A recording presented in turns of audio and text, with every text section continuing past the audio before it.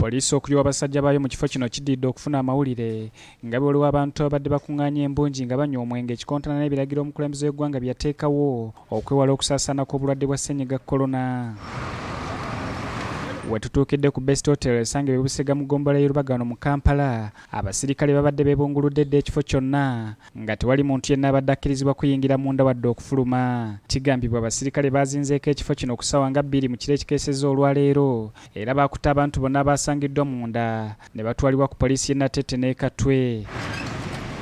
Amyuka Omwogezi wa poliisi mu Kampala n'emiriraano Luke Owoyesigyire atubuulidde nga bwe baakutte abantu abasobe mu 100. Babadde bakuŋŋaaniddeyo nga bali mu kusanyuka nga kw'otadde n'okuba nti ndowooza badde beetegekera n'omupiira ogwabaddeyo olunaku olwajjo okuba nti bagulaba.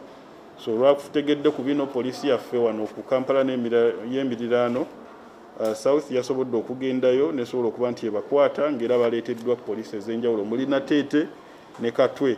Mu mbeera eno waliwo abatuuze abasiimye poliisi olw'okukola ebikwekweto ku kifo kino nga bagamba nti kibadde kikolerwamu ebikolwa eby'ekiseegu. Naye ate era nze nkyalina okutya nti leero poliisi bwe banaamala okuvaawo era bagenda kukomawo, ekyo nkikakasa. Obulwadde butta abantu, so nsaba banyinaffe bagumiikirize emirimu gimalo embeera emala okudda mu nteeko oluvannyuma bajja kuddamu emirimu gyabwe. Era nze omusango gwe sigenda gusalira nannyini kifo, gusalira gavumenti yaffe n'abakuumaddembe oba oli ababadde bakwasisa amateeka ga COVID. Baffe ng'abakulembeze abalonde baabitugobamu. Kyokka waliwo n'abo abanenyeza gavumenti olw'obutafa ku bantu mu kiseera kino eky'omuggalo ekiviiriddeko embeera okubanyigiriza ne bamaliriza nga beenyigidde ebikolwa ebikyamu. Oli naave waabwe ng'agambye mama we nti ngenze kukola naye nga tagenze kukola nti agenze kukola mirimu gitegeerekeka. Beetunda lwa mbeera, babasumiza ssente za gavumenti, abali bakola Bbaala babawa ssente balyawa. Akola ng'omwogezi w'ekifo kino Stephen Ntanzi ategeezezza nga nabo bwe beewunyiza lwaki poliisi yasazeeko ekifo kyabwe kubanga babadde bakola wakati mu kugoberera amateeka ag'okulwanyisa obulwadde bwa ssennyiga korona. Era bakasoma bwe bajja bafuna rooms ne basulamu ne bagenda. Naye twewuunyiza nnyo ate poliisi okujja ne lumba ekifo kino ate maze twebuuzaako.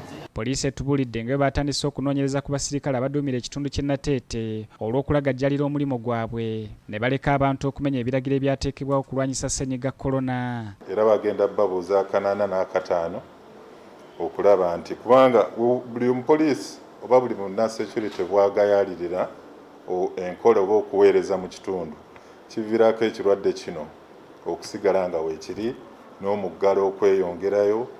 Bino we bijjidde nga poliisi yakakwata abantu 2118 ku byekuusa ku kumenya ebiragiro eby'okutangira okusaasaana kwa ssennyiga korona nga mu bano abantu 280 baalabulwa ne bateebwa, abantu 215 baateebwa ku kakalu ka poliisi ate ng'abantu 73 emisango gyabwe gyatwalibwa ddewo omuwaabi wa gavumenti.